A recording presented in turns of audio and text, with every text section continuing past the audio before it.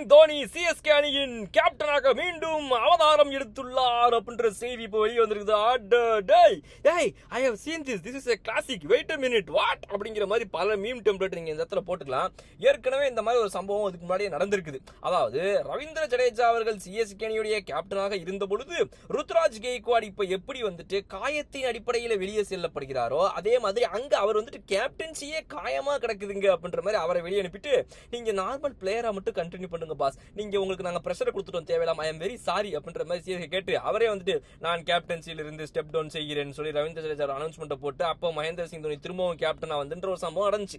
இந்த முறை என்ன வித்தியாசம்னா இவர் காயத்தினால வெளியே போறாரு. நம்ம ருத்ராஜ் கெய்க்வாட் அவர்கள் ரொம்ப ஒரு துரதிருஷ்டவசமான செய்தி. ஏன்னா சிஎஸ்கே என்னதான் தோனி அவர்கள் உள்ள வராருன்ற கேப்டன்சி சந்தோஷத்துல இருந்தாலும் அதே சமயத்தில் நீங்க வருத்தப்பட வேண்டியது உங்களுடைய நம்பர் 3 பேட்ஸ்மேன் அப்ப யாரு ருத்ராஜுக்கு பதிலா சரி ஓபனராகவே இருந்தாலும் யாரு வேற யாரு இருக்கா, அந்த பிரச்சனையை சிஎஸ்கே கண்டிப்பா ஹேண்டில் பண்ண வேண்டிய ஒரு சம்பவமும் வரும். பட் அதே சமயத்துல ருத்ராஜ் கெய்க்வாடுக்கு நீங்க எவ்வளவு வந்து அவருக்கு பதிலாக யார் வருவான்ற வருத்தத்தில் இருப்பீங்களோ, பட் தோனி அவர்கள் திரும்ப கேப்டனா வராருங்கிறது சாதாரண செய்தி கிடையாது.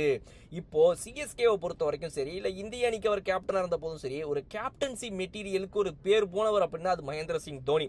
Number of victories, number of losses அதெல்லாம் தாண்டி டீம் ஒரு மனுஷன் எப்படி சார் லீட் பண்றாரு, யாரெல்லாம் உள்ள வச்சிருக்காரு, என்ன மாதிரி கொண்டு வர்றாரு, அந்த பிளேயர்கிட்ட இருந்து அவங்களுடைய பெஸ்ட்டை வாங்குறாரு இப்படின்ற மாதிரி பல விஷயங்கள்ல மகேந்திர சிங் தோனி பேர் போன ஒருவர். அவரு இப்போ மீண்டும் வந்து கேப்டனா வராருங்கிறது ஒரு சூப்பரான செய்தி.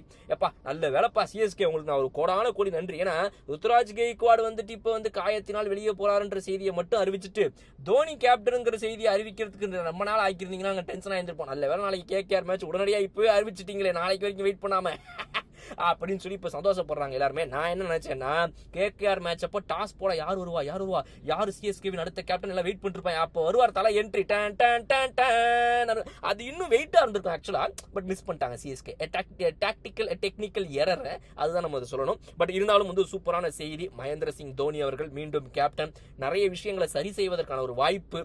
மீண்டும் பாத்தீங்க அப்படின்னா வந்து எப்படி ஜடேஜாவோட கேப்டன்சில தோல்விகளை சந்திச்சு திரும்ப தோனி வந்தோடனே தோல்விகள்லாம் வெற்றிகளா மாறிச்சோ அந்த மாதிரி இந்த சீசன்ல பெரிய மாறுதல்கள் ஏற்படணும். அதுக்கப்புறம் அவங்க அப்படியே பிளே ஆஃப்ஸ் போகணும், அப்புறம் ஃபைனல் போகணும், அப்புறம் கப் அடிக்கணும். போதும் ஒரு லிஸ்ட் ரொம்ப பெருசா போயிட்டு இருக்கு அப்படின்ற மாதிரி இருக்குல்ல. இருந்தாலும் சிஎஸ்கே ரசிகர்களுடைய ஆசை இதுவாக தான் இருக்கும். ரைட், இது ஒரு பக்கம் இருக்க. இன்னொரு பக்கம் ஒரு பிரச்சனை. ஏற்கனவே நான் சொன்ன மாதிரி ருத்ராஜ் கெய்க்வாட் இல்லாத பட்சத்தில் நீங்க திரும்ப திரிபாத்தியை உள்ள கொண்டு வருவீங்களா இல்ல தீபக் ஹூடாவை உள்ள கொண்டு வருவீங்களா?